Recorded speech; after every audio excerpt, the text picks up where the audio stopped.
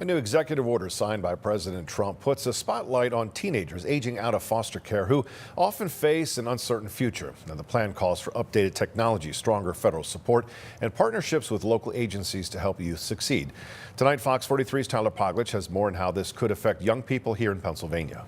President Donald Trump is putting renewed spotlight on the foster care system and raising questions in Pennsylvania. Terry Clark, who leads the Pennsylvania Council of Children, Youth, and Family Services, says the rollout caught him by surprise. Timing of it was quite interesting, right? At the time where a budget was just agreed upon and other things going on in both Pennsylvania and at the national level. So it was a surprise to us. Fostering the Future focuses on helping kids and teens as they move out of foster care and into adulthood. The order pushes federal agencies to update how the system works, use newer tools to better track outcomes, and make state data easier to understand. Clark says Pennsylvania already offers several programs to support young people during that transition. We were trying to figure out if this was something that was more symbolic, a symbolic gesture, or if it was something that was more meaningful and would actually bring change in the foster care system. The executive order emphasizes support for teens aging out of the system,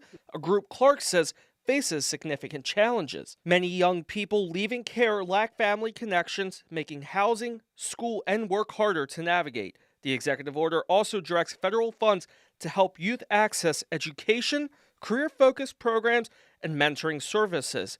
Clark hopes youth and local providers will be included in shaping the plan and warns that federal budget cuts could undercut its impact, especially for those relying on Medicaid. What we're seeing is more than 153,000 children across this Commonwealth are now without health insurance. And this is at a time when the federal policy changes are really projected to look worse if those changes go into place. Now that the executive order is signed, federal agencies have up to 180 days to spell out exactly how these changes would work. That includes writing new guidance, updating regulations, and figuring out how states like Pennsylvania would implement any requirements. Until that process is finished, none of these proposed changes take effect. Tyler Poglich, Fox 43 News.